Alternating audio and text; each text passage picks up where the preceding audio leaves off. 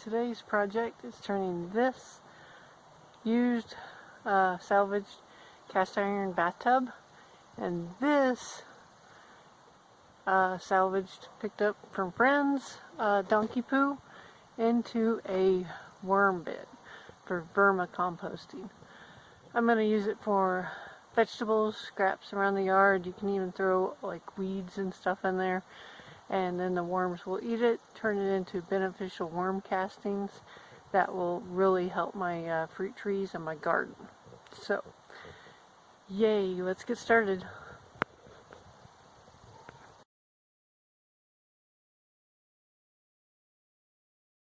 So here we go. I have put some wood down in the bottom of this bathtub, and that is just going to help any excess water, which it's Colorado, so not too much, but maybe after it snows, will help it drain out.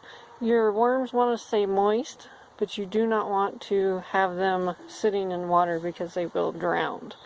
So I'm just providing a little extra drainage. This way the liquid can seep out through the bottom.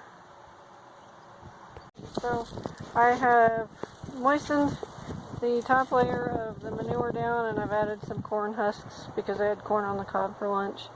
I need to do a good stirring and mix it up, and then add some more water. You want the manure or whatever you're putting your worms in to have like kind of the consistency wetness of the damp sponge that you've kind of wrung out. You don't want it to be sopping wet and you'll drown your worms, but they need to be nice and moist. Okay? So I probably will not add the worms to this until tomorrow. I've got to add water, and I want it to like kind of seep in there. And also I need to cover it.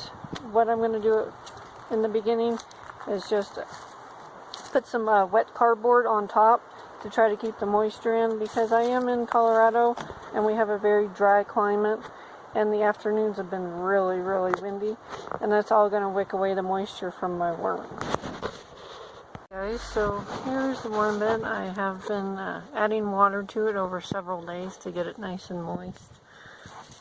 Might be hard to tell on camera, but and because this is aged manure, it doesn't really smell too bad, and it's from my friend's donkey, so it's pretty dry composted stuff already. But this will be good for the worms. There are some pine needles in there which are not really the best for the worms, but they've been soaking up all this water too, so they're getting softer than like if they just fell from the tree. So today we will be bringing our worms over and adding them to the bed. Guys, trying to get the camera to focus, but we've got a lot of little worms, as you can see here. They're pretty active. They do not like the sun, so they're already scurrying and looking where to get some shade and stay nice and moist. So you can see them moving around. One thing with worms, you don't want to feed them a lot of onions or garlic and citrus into your worm beds. That can go into your regular compost pile, because if you get too much, you can kill all your worms. And that's kind of the opposite of what we want to do. These guys had a good base of, I got some coconut coir, just ordered it on Amazon, and moistened it really well. And that was their base, and then I added lots of just kitchen scraps and whatnot, and put that in their bed, and that was really good for like in the house kind of thing. So anyways, I'm going to finish dumping these guys in and get them covered up so they stay nice and moist and out of the sun. You don't want them to dry out. Okay? As you might be able to see, the lighting's kind of bad. I have an orange peel in there. One thing I told you not to do not add citrus. And what do I have? Citrus in there. But I've covered up all the worms, so I just moved some of the moist manure over the top of all the stuff from the bucket. Had to scrape some of the worms, they were clinging to the bucket, and made sure I got them all out and added to this worm bed. So now I'm going to get some cardboard that I've been soaking and put it over the top so it stays nice and moist. And then I'm going to have a big piece of wood, plywood, that's going to go over the top of this.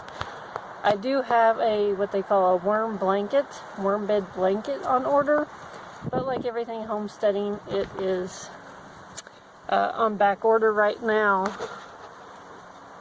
because everybody's going nuts for anything that is homesteading, sustainable, that kind of thing during this crisis, especially with finding out that food sources are going to be even tougher. So in the meantime, I'm probably just going to buy some burlap fabric that doesn't have any chemicals or anything on it, and I'm going to put that over the top of the cardboard. Just an additional way to keep moisture in, because this is Colorado and it's super dry, and this is dry for us too. In the beginning of May, we had very little moisture in April. As you can see, I have my cardboard down, and I'm just holding it down with some pieces of firewood right now because it's easy. I have plenty on hand, so it's keeping the cardboard from blowing away. And that cardboard is doing two things. It has moisture from the water. You can see it's kind of drying on there. I gave a good rinse on the top. And it's also keeping it nice and dark, because your worms want to be dark, in the dark. Normally, you know, they're underground doing their little worm thing, but I have them above ground in this bed, and they're going to be eating all my leftover kitchen scraps and providing me with really good worm castings. And those worm castings, you can either add them directly to your garden, or you can make what they call worm tea with the castings. You can put them in some water and kind of slurry it around, and then you can use that as liquid fertilizer on your garden. So anyways, all that is left is to put my plywood over the top and weigh that down, and then eventually I will go underneath here. Let's see.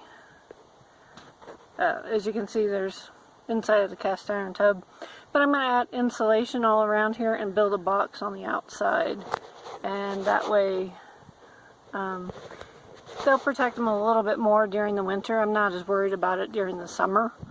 The metal will get hot for the little bit of time that it is in the sun during the day, but for the most part it's not that big a deal. I'm more worried about the winter time.